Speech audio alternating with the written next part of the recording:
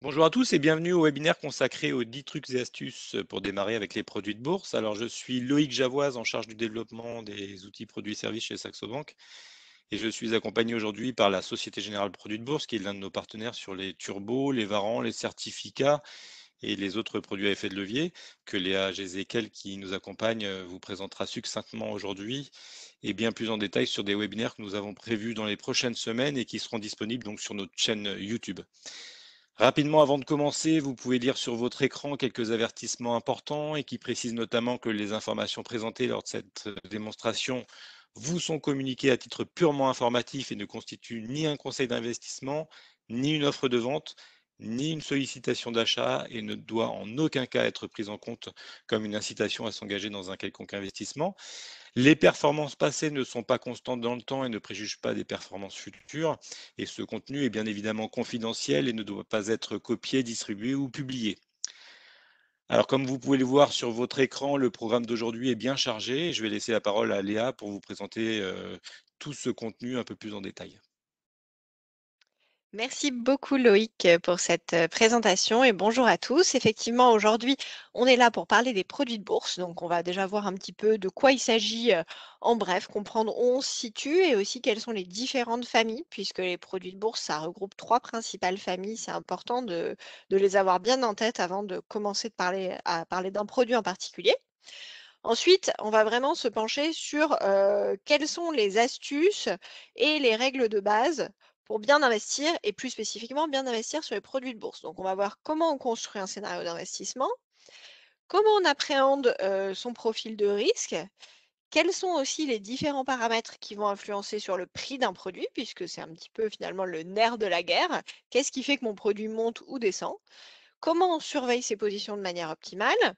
Aussi, où aller chercher des outils pédagogiques qui vont pouvoir, moi, en tant qu'investisseur, m'aider dans mon choix de produits et dans mon suivi de portefeuille. Aussi, d'un point de vue vraiment très pratique, comment on va tirer avantage des différents types d'ordres qui sont proposés par mon courtier. Aussi, avec bien sûr la compréhension du fonctionnement d'un carnet d'ordre, puisque l'un ne va pas sans l'autre et quelques grands principes de gestion comme la diversification, mais aussi savoir prendre ses gains et avoir une information la plus complète possible. Voilà, bah écoutez, je vous propose de commencer tout de suite. Donc, quand on parle de produits de bourse, de quoi parle-t-on? Les produits de bourse, ce sont des valeurs mobilières qui sont listées sur Euronext. Euronext, c'est la bourse de Paris. Donc vraiment, on va être sur des titres qui sont semblables d'un point de vue juridique à une action, par exemple, puisqu'elles sont admises sur le marché, sur la bourse de Paris. D'ailleurs, ces titres s'échangent aussi facilement qu'une action, et même sur des horaires élargis, puisque aujourd'hui en France, les actions françaises codent de 9 heures à 17 h 30, le close d'Euronext. Sur les produits de bourse, vous avez un compartiment en fait qui est ouvert plus longtemps pour permettre aux investisseurs actifs, à qui s'adressent les produits de bourse, d'avoir des opportunités de trading de 8 heures à 18 h 30. Donc, vous voyez, vous gagnez quand même déjà 2 heures et demie d'opportunités de trading par rapport à un investissement direct sur une action. Ces produits, vous pouvez les acheter via votre compte titre et votre intermédiaire financier habituel. Donc ici, Saxo Bank, il n'y a bien sûr en aucun cas besoin d'ouvrir un compte chez l'émetteur du produit que vous choisissez pour pouvoir les traiter. Tous nos produits sont émis dans un cadre réglementaire strict, c'est très important. Ça nous différencie d'ailleurs de beaucoup d'autres produits à effet de levier, c'est-à-dire que pour émettre un produit de bourse, il faut un prospectus, des conditions définitives, un supplément, un document clé pour l'investisseur qui lui permet de pouvoir comparer sur une échelle de risque, notamment comment il se situe par rapport à un autre placement, lui aussi émis dans un tel cadre réglementaire. Donc c'est vraiment ce cadre réglementaire et ce prospectus visé par les autorités financières est très important et ça fait vraiment partie de l'ADN des produits de bourse. Sur ces produits, il y a trois grandes familles qui existent et qu'on va voir un petit peu plus en détail après. Aujourd'hui, nous, Société Générale, on est émetteur numéro un sur le marché français. On a plus de 10 000 produits de bourse qui sont listés en permanence sur Euronext Paris et qui sont répartis à travers ces trois grandes familles.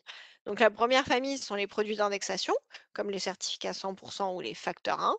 Ces produits ils vont avoir pour vocation de répliquer tout simplement aux frais près bien sûr, les variations d'un sous-jacent. Donc quand on parle de sous-jacent, c'est l'actif auquel est adossé notre produit. Donc ça peut être une action, ça peut être un indice, une devise, une matière première, des taux, on propose toutes sortes de sous-jacents différents. Et donc avec les produits d'indexation, on va plutôt, créer des produits autour de sous-jacents qui sont un petit peu difficiles à acheter pour un particulier avec un seul code. Par exemple, le CAC 40, si vous amusez à chercher à le refaire vous-même, il faut passer 40 ordres de bourse différents. En refaisant les pondérations, c'est extrêmement compliqué. Donc ça peut être intéressant d'avoir à travers un seul code une, réplication du CAC 40. Pareil sur, le pétrole ou, sur l'or, c'est assez peu aisé de se faire livrer une once d'or ou un baril de pétrole, chez soi. Voilà, donc là l'intérêt c'est d'aller, investir facilement sur une action sur un sous-jacent peu facilement accessible. Ensuite, on a une autre grande famille qui s'appelle les produits de rendement. Avec ces produits, on va plutôt aller viser des scénarios de marché alternatifs à moyen terme. Alors, un scénario de marché alternatif, c'est quoi? Ça va être une anticipation de mouvements assez faibles sur un sous-jacent. Par exemple, si vous vous dites, je pense que telle action va pas trop bouger, va rester stable, faiblement baisser ou moyennement monter sur les mois qui viennent, il y a pas trop d'opportunités d'acheter finalement le sous-jacent en direct parce que je vais pas avoir une performance très intéressante vu que les mouvements sont assez atones. Là, ça peut être intéressant d'aller, sur un produit de rendement qui va vous permettre d'optimiser justement, ce couple rendement-risque sur un scénario de marché, alternatif. Et enfin, il y a la famille, la plus connue des produits de bourse, c'est la famille des produits à effet de levier. C'est vraiment sur le marché français, ce sont les produits qui ont le plus de suffrages, on va dire. Donc là, ça va être les Varans, les Turbo, les Leverage and Short. Et hormis les Stability qui, eux, jouent vraiment qui permettent d'investir sur la stabilité des marchés, les autres produits à effet de levier vont vraiment être destinés à l'amplification des mouvements du sous-jacent. Donc sur ces produits-là, ce sont plutôt des produits de court terme qui permettent, de mettre en pratique un scénario directionnel fort. Un scénario directionnel, c'est une conviction de hausse ou de baisse marquée sur un sous-jacent. Voilà. Cette classification des produits de bourse, elle est standard et uniforme. En fait, on a une grille qui est établie par la FPDB, l'Association française des produits dérivés de bourse, mais qui est aussi partagée par des associations européennes qui permettent vraiment de savoir en fait, votre produit, à quoi il correspond. Est-ce qu'il y a une barrière désactivante? Est-ce qu'il y a un effet de levier? Combien de mécanismes il y a? Et en fait, cette, classification, elle favorise la transparence et la compréhension de ces produits pour les investisseurs particuliers à l'échelle européenne. Donc voilà, tout ça, ça vous met un petit peu le cadre des produits de bourse, comment c'est réglementé, comment on sait où on se situe et c'est très important. Alors, une fois qu'on a un petit peu compris, quelles étaient les différentes familles de produits, ce qui est important d'avoir et primordial, c'est un scénario d'investissement. Donc, un scénario d'investissement, c'est de déterminer tout d'abord un objectif précis. Il faut avoir une conviction claire sur l'évolution du sous-jacent, c'est-à-dire savoir si ça va monter, baisser, rester stable ou faiblement varier. Après, définir votre niveau de rendement souhaité en fonction de votre degré d'aversion au risque. Ça, on en parlera un petit peu plus en détail sur la slide d'après, mais vous verrez que le rendement est parfaitement corrélé au risque. Donc, vous ne pouvez pas vous dire, tiens, moi, je vais aller chercher un produit qui va donner énormément de rendement, mais sans avoir de risque, parce que ça, bien sûr, ça n'existe pas. Donc, c'est important de déterminer quel est le rendement que vous souhaitez prendre en ayant bien en tête que c'est corrélé au niveau de risque aussi que vous prenez et des règles de gestion de portefeuille. Donc ça, il y a des grandes règles, des grands principes comme la diversification, le suivi régulier des positions, mais vous pouvez vous aussi avoir des règles de gestion de portefeuille qui vous sont propres, qu'on appelle le money management et que vous devez fixer avant d'investir. Je vous donne un exemple. C'est très important avant d'investir dans un produit de vous dire, bah, tiens, moi j'investis sur ce véhicule financier en ayant telle espérance de rendement et si je l'atteins, bah, je prends mes gains. Je ne vais pas continuer ad vitam aeternam dans cette position. À partir du moment où j'ai atteint tel pourcentage de performance, j'estime que mon scénario s'est réalisé et je coupe ma position. Pareil dans l'autre sens. Sur telle position, vous êtes prêt à encaisser tel pourcentage de perte. Dans ces cas-là, vous savez que si jamais votre scénario malheureusement ne se réalise pas, il faut à tout prix qu'à tel pourcentage de perte, vous coupiez votre position pour éviter de vous laisser entraîner dans une position qui ne vous correspond plus et vous retrouver dans une situation délicate. Une fois que vous avez votre scénario d'investissement, il faut que choisir le produit de bourse adapté à ce scénario. Donc vous avez vu, la gamme, elle est très variée et chaque produit de bourse, les produits de bourse ont l'avantage, si vous voulez, de s'adapter à tout type de stratégie, puisque vous pouvez aussi bien avoir une stratégie sans effet de levier qu'une stratégie haussière, baissière ou même sur des mouvements de marché qui n'en sont pas. Donc, entre l'effet de levier, la couverture de portefeuille, les mouvements alternatifs et la simple indexation, finalement, les produits de bourse, ils permettent de couvrir tous les types, de stratégies possibles, mais il ne faut pas se tromper dans l'adéquation entre son objectif et le produit qu'on va aller chercher. Donc là, nous, c'est là où on intervient parce qu'on n'est pas capable, bien sûr, de vous donner un scénario d'investissement. Notre métier, c'est pas de vous dire, tel sous-jacent va monter, tel sous-jacent va baisser. Mais par contre, si jamais, vous avez un doute sur l'adéquation du produit, avec votre stratégie, là, nos équipes sont tout à fait à même de vous aider via le numéro vert ou via les outils qu'on vous propose pour trouver un produit qui correspond à votre scénario d'investissement. Voilà, et d'autre part, bien sûr, il y a une réflexion très importante à mener sur le choix du sous-jacent. Est-ce que vous voulez investir sur une action, un indice? Est-ce que, quand je regarde dans le passé, c'est, une action qui a plutôt tendance à varier modérément ou au contraire à être très volatile? Sur combien de temps je souhaite, investir? Ça va pas être pareil, un investissement sur un produit à fort effet de levier où on a une conviction très ponctuelle, où par exemple on va se dire: «Bah tiens, je veux investir sur, la publication de résultats où vous allez peut-être rester quelques heures dans le produit ou quelques jours, qu'une stratégie plus moyen terme avec un bonus capé, par exemple, où vous vous dites: «Bah, sur telle action qui bouge pas trop, je pense que cette absence de tendance finalement va perdurer sur quelques mois», auquel cas vous pouvez garder ce produit quelques mois. Ou encore un produit d'indexation où là, vous êtes carrément dans une optique beaucoup plus long terme, où vous dites: «Je pense que le pétrole, sur les 2 ans qui viennent, il va plutôt baisser. Je vais choisir un produit d'indexation à la baisse, pour jouer tel sous-jacent».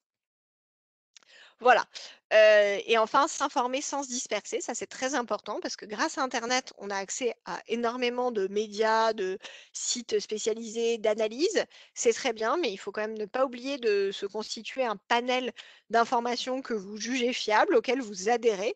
Donc ça peut être soit des magazines financiers, soit des sites internet, mais de toujours avoir en tête que c'est important de se forger une opinion sur des sources fiables et investir parfois sur un sous-jacent dont le secteur vous est connu, soit par votre carrière professionnelle, soit par un intérêt de longue date, peut toujours être une bonne idée pour commencer un investissement dans les produits de bourse. Alors, déterminer son profil de risque, on en a un petit peu parlé. Donc, grâce aux produits de bourse, vous pouvez investir, quel que soit finalement votre profil d'investisseur, mais c'est très important d'établir votre tolérance au risque. Le rendement étant indissociable de ce risque, plus un produit sera risqué, comme par exemple un produit à effet de levier très fort, plus le rendement potentiel pourra être fort, mais aussi vous admettez en faisant cet investissement la possibilité de perdre l'intégralité de votre investissement si votre scénario ne se réalise pas. Donc c'est très important, voilà, justement d'avoir bien en tête ceci et de savoir que si vous avez raison sur votre anticipation de mouvement, le gain sera très important sur un produit à effet de levier fort, mais que à contrario, si jamais vous avez tort, la perte peut aussi être très importante. Donc les points de vigilance sur les produits de bourse, c'est vraiment sur l'effet de levier.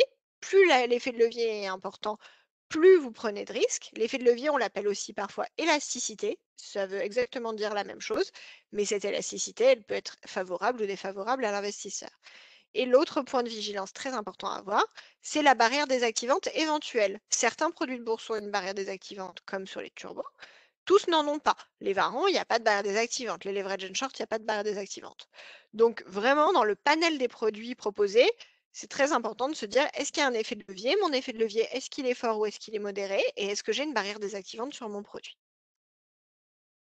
Voilà, donc là, je vous ai mis la courbe de risque-rendement, voilà, pour vous donner une petite idée de là où on se situe. Notamment, j'ai mis les obligations tout en bas, puisque les obligations sont connues pour être un placement relativement sécuritaire, mais qui offre assez peu de rendement. Vous voyez, ensuite, on a les produits de rendement, les bonus et les discounts. Ensuite, on a les produits d'indexation, où on a exactement le même risque et le même rendement que sur une action. Et enfin, en haut de la courbe, vous avez tous les produits à effet de levier qui, eux, vont être plus risqués qu'un investissement sur action, mais qui vont aussi vous permettre d'avoir plus de rendement. Alors, une fois qu'on a toutes ces règles en tête, ce qui est important, c'est en choisissant son produit, d'identifier les paramètres qui vont influencer les prix de chaque produit. Parce que pour tous les produits de bourse qu'on a, c'est pas toujours les mêmes produits, les mêmes caractéristiques qui vont avoir une influence sur le prix du produit. Et ça, c'est vraiment l'erreur de débutant, c'est de se dire, bah tiens, moi je pense savoir comment un turbo fonctionne, bah, je vais investir sur un Varan. Sauf que le Varan, il y a beaucoup plus de paramètres qui influencent son prix qu'un turbo. Donc il faut bien tous les avoir en tête. Alors, les principaux paramètres qui peuvent faire varier les prix des produits de bourse, c'est le cours du sous-jacent, le temps que vous avez avant la maturité du produit, la distance entre le cours actuel du sous-jacent et une éventuelle barrière de désactivation sur un produit, la volatilité implicite. Vous pouvez aussi avoir les taux d'intérêt, les dividendes versés par le produit. Voilà. Mais là, vous avez vraiment les quatre principaux. Par exemple, sur les varans. Sur les varans, vous allez avoir un effet de levier. Donc l'effet de levier, il est plus fort quand le cours du sous-jacent se rapproche du prix d'exercice. Et vous allez aussi avoir sur les varans à surveiller le θ, c'est l'évolution du produit par rapport au temps qui passe. Parce que sur les varans, vous avez une partie de la valorisation du produit qui est une valeur temps. Cette valeur temps, elle fond au fur et à mesure où il ne reste plus de temps, bien entendu.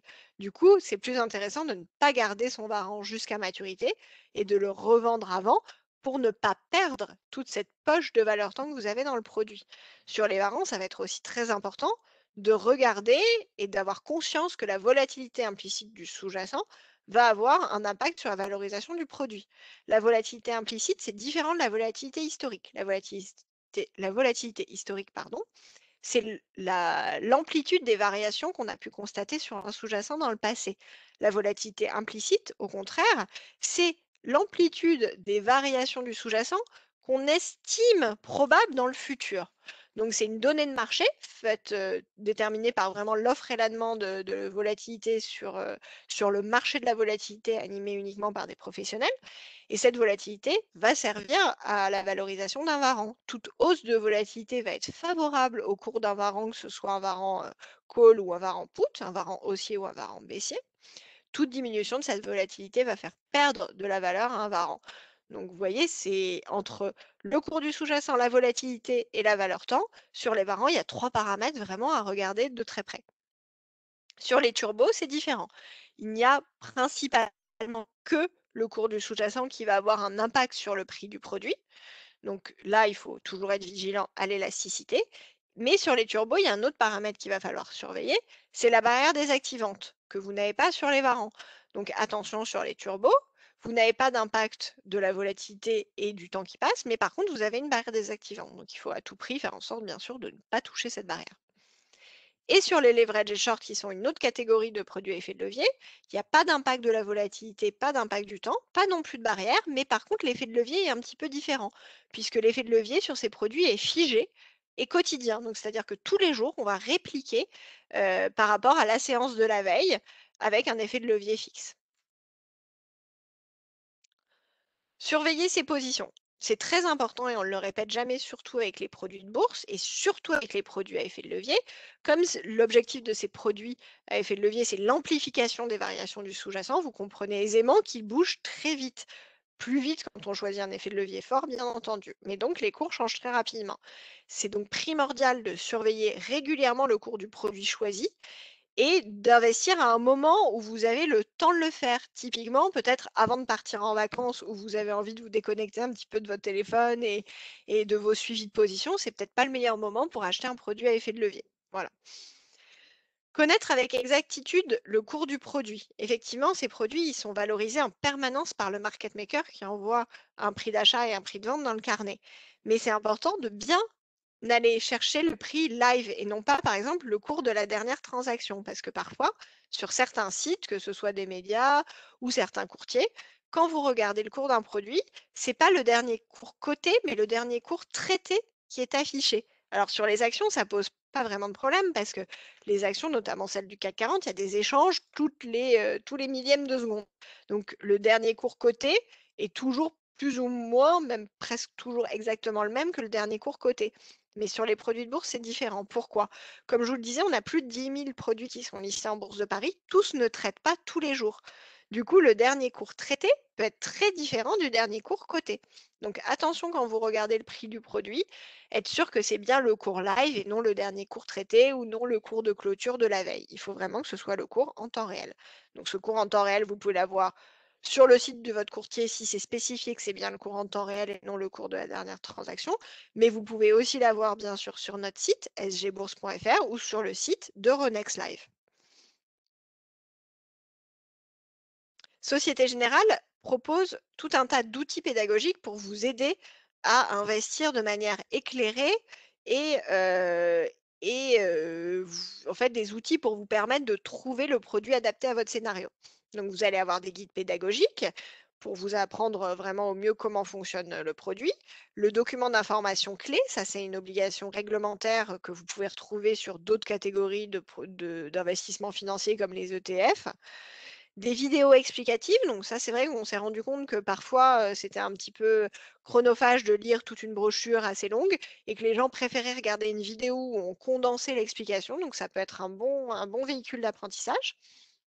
Ensuite, comme aujourd'hui, des webinaires ou des conférences, quand on a la possibilité en physique pour se former, mais aussi, des newsletters que nous proposons. Par exemple, tous les matins, vous pouvez vous inscrire gratuitement à un résumé de l'actualité financière, mais aussi un magazine mensuel qui s'appelle Strike, qu'on propose sous version papier ou en version électronique, qui est totalement gratuit et qui fait vraiment des points macroéconomiques, des points sur le fonctionnement des produits.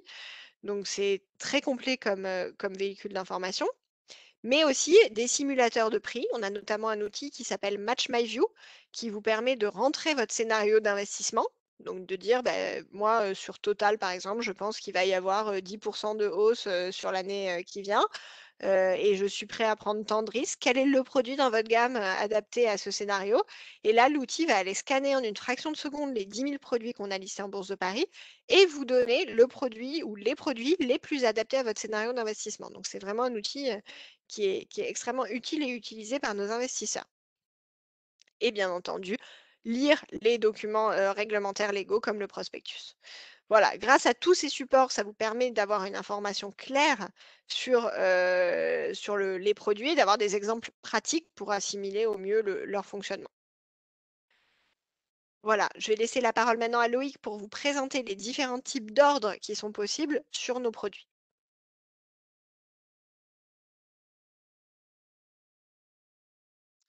En effet, Léa, donc les ordres les plus utilisés sur les produits de bourse sont l'ordre haut marché et également l'ordre limité. Alors vous avez, je vais vous présenter directement sur la plateforme l'ordre haut marché, l'ordre limité, également la possibilité de pouvoir, attendez, si vous pouvez me donner la main pour que je puisse partager. Voilà, merci. Je vais pouvoir partager du coup mon écran. Vous devez voir devant vous. Alors, l'ordre limité et l'ordre marché, si vous voulez, c'est deux ordres différents qui sont principalement utilisés sur les produits de bourse. Donc, je vais vous montrer un cas concret depuis l'une de nos trois plateformes ici qui s'appelle Saxo Investor. Avant de pouvoir traiter sur ce type de produit, vous allez devoir les activer depuis vos paramètres. Donc, pour cela, rien de plus simple. Vous cliquez sur éditer les produits, puis ensuite, vous allez les activer. Donc là, je vais activer les turbos, les varants et également les certificats. À partir de là, vous allez avoir trois nouveaux menus en haut, turbo, varant, certificat, derrière lesquels vous avez tout un tas d'informations que je vous laisserai découvrir. Si vous recherchez un turbo particulier, donc par exemple le 16M4S, alors je tape 16M4S, voilà, c'est un turbo best call 5409, un open proposé par la Société Générale. Je clique dessus. Et là, vous allez pouvoir. Alors, attendez, hop, attends, je devrais l'avoir. ici, pardon. Et là, vous allez pouvoir passer un ordre d'achat sur ce titre, sur ce turbo, pardon, parce que ce n'est pas une action, tout en connaissant bien évidemment des informations sur les cours, les caractéristiques que vous avez en bas. Vous avez également tout un graphique sur annuel jusqu'à ce jour, sur 6 mois, sur différentes périodes. Mais ça, je vous laisserai vous amuser sur toutes les fonctionnalités qui sont proposées sur la plateforme. Si vous ouvrez un carnet d'ordre, vous cliquez ici sur acheter.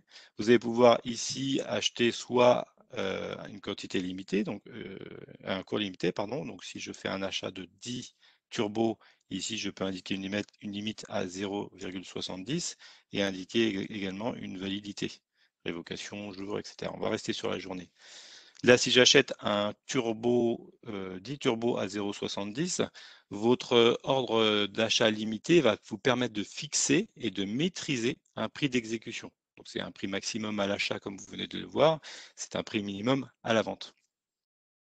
Là, je clique sur acheter, mon ordre va être transmis au marché. La deuxième possibilité, c'est de passer un ordre au marché, où là, l'ordre au marché va être prioritaire sur tous les autres ordres, car il privilégie vraiment la rapidité de l'exécution totale des quantités demandées, peu importe les conditions de prix affichées. Donc là, vous voyez que par exemple sur le carnet d'ordre, j'ai le vendeur qui correspond d'ailleurs à la liquidité, je vous en reparlerai tout à l'heure, ça correspond à la quantité que l'émetteur indique à l'achat et à la vente, parce qu'il est toujours présent sur le carnet d'ordre. Donc je pourrais très bien acheter 10 turbos à 0,81 en passant un ordre au marché, et là je serai exécuté à 0,81. Vous avez chez Saxo la possibilité d'ajouter des conditions grâce aux ordres conditionnels. Alors, j'ai un compte sur lequel nous sommes encore en train de faire des tests, mais les ordres conditionnels seront en production le 26 avril 2021. Ce qui est intéressant sur les produits de bourse, puisque vous allez pouvoir vous allez pouvoir lancer un ordre sur le marché si, par exemple, mon sous-jacent ou un autre sous-jacent, bon là je vais prendre le CAC 40 puisque le turbo porte sur un sous-jacent CAC 40, je veux dire si le CAC 40, si le dernier cours du CAC 40 est inférieur ou égal à, je mets 5800 points, alors j'achète 10 turbos au marché. Ou alors 10 turbos limités à 0,75 par exemple. Et là, si vous voulez, tant que le CAC 40 n'a pas touché 5800 points, votre ordre ici, au-dessus, ne sera pas envoyé sur le marché. Donc c'est un ordre conditionnel un peu innovant, puisque nous sommes le seul courtier en ligne à proposer ce type d'ordre basé sur un autre sous-jacent que le titre sur lequel vous passez un ordre, et ça vous permet d'optimiser un petit peu vos stratégies. Ouais, si j'achète, je vais avoir une condition placée. Tant que la condition n'est pas atteinte, mon ordre ne sera pas transmis sur le marché. Alors, si on rentre un petit peu plus dans le détail sur le fonctionnement des produits de bourse, et dans ces cas-là, je propose peut-être à Léa de reprendre la main, et notamment d'un carnet d'ordre, il faut savoir que les turbos, varants et certificats émis par les émetteurs tels que Société Générale sont identifiés par un code ISIN et un code mnémonique. Comme je viens de vous le montrer, on a tapé un code mnémonique qui nous a permis de passer des ordres sur le turbo. Ces produits sont listés sur Euronext Paris tous les jours de bourse de 8h à 18h30 et parfois même jusqu'à 22h. Donc la liquidité, comme je viens de vous le montrer, puisqu'on avait 200 000 titres à l'achat et 200 000 produits à la vente, la liquidité est assurée par l'émetteur qui se positionne donc des deux côtés, sur l'offre et sur la demande, pour une quantité qui vous permettra de toute façon de pouvoir acheter et vendre à tout moment. Alors comment ça fonctionne? C'est très simple, vous transmettez un ordre à votre intermédiaire financier qui le transmettra lui-même dans la milliseconde sur le marché comme on vient de le voir. Et en cas d'achat de votre ordre, votre ordre il sera placé sur la partie gauche du carnet d'ordre que vous voyez sous vos yeux, c'est-à-dire la partie offre. Et en cas de vente, c'est l'inverse. Votre ordre il sera placé sur la partie droite du schéma que vous voyez sur votre écran, c'est-à-dire sur la partie demande. Donc la priorité est donnée bien évidemment au meilleur offrant. Donc là, sur le petit schéma que vous voyez, si vous achetez par exemple des titres à 33,50 €, vous serez exécuté puisque vous avez un vendeur à 33,50 €. Par contre, si vous vous positionnez à 32,30 €, et ben vous voyez que sur la partie gauche, vous serez positionné sous les 10 produits à 32,40 et là on verra votre ordre à 32,30 entre 32,40 et 32,20. Voilà ce que je peux vous dire, sur le fonctionnement. Léa, je te laisse peut-être reprendre la parole sur, la partie diversification?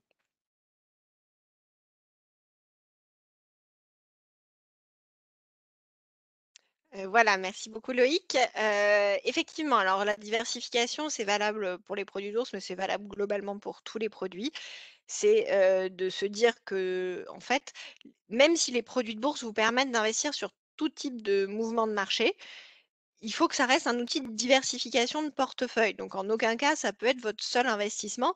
C'est vraiment une faible partie de votre capital qui doit être allouée à ce type d'investissement, qui reste des investissements ou aussi sur une action, mais qui présente un risque de perte du capital si votre scénario d'investissement est invalidé.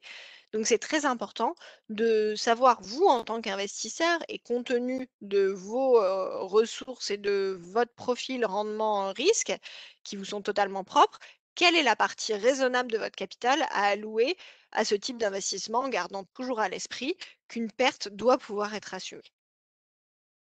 Alors, ne pas être trop gourmand, cette slide a tendance à faire sourire l'audience, mais nous, c'est vrai qu'on entend souvent au numéro vert des investisseurs, qui, regrettent de ne pas avoir respecté leur scénario d'investissement, surtout pour les produits à effet de levier. En fait, c'est ce que je vous expliquais tout à l'heure dans les règles de money management. Avant d'entamer une position sur un produit de bourse, il faut vraiment vous dire: «Quel rendement je vise? Quelle perte je suis prêt à assumer?» Et quand vous avez atteint votre rendement votre niveau de perte, il faut déboucler la position. Sinon, vous êtes entraîné et des biais psychologiques se mettent en place et quand vous ne respectez plus votre money management, en général, il n'en découle rien de bon. Donc typiquement, si le sous-jacent évolue dans le sens attendu, il faut prendre ses gains une fois l'objectif atteint. Ça peut paraître bête, mais souvent, on se rend compte qu'il y a des investisseurs qui se disent: «Ah, c'est bon, je suis en garde plus 15%, c'est exactement ce que je m'étais fixé», et ils se détendent un petit peu et c'est pas vraiment qu'ils oublient, mais c'est qu'ils se disent: «Bon, bah, ça va, je suis en gain, je peux garder ma position», et puis tout d'un coup, le marché n'évolue plus dans le sens qui était attendu. Le gain commence à fondre, ils se disent: «Ah ben mince, je suis plus qu'à moins 10. Non, j'étais à moins 15, donc je reste dedans», et en fait, ils se retrouvent entraînés dans quelque chose qui va en leur défaveur, alors qu'ils avaient atteint leur objectif d'investissement.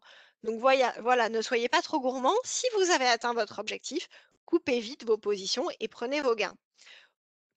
Dans le sens inverse, ce qui se passe en général, c'est que lorsque le scénario d'investissement ne se réalise pas, que la perte commence à s'enclencher, il y a un biais psychologique qui se met en place, qui est qu'on a du mal à déboucler sa position et à enregistrer sa perte. Donc, par exemple, un investisseur qui aurait pu se dire: «Bah, moi, sur cette position, je suis prêt à perdre moins 20%, mais pas plus». Et ben, finalement, quand il se retrouve à moins 20% sur sa position, il peut y avoir une tendance à se dire: «Bon, le marché va se retourner, je vais me refaire», et à creuser sa perte.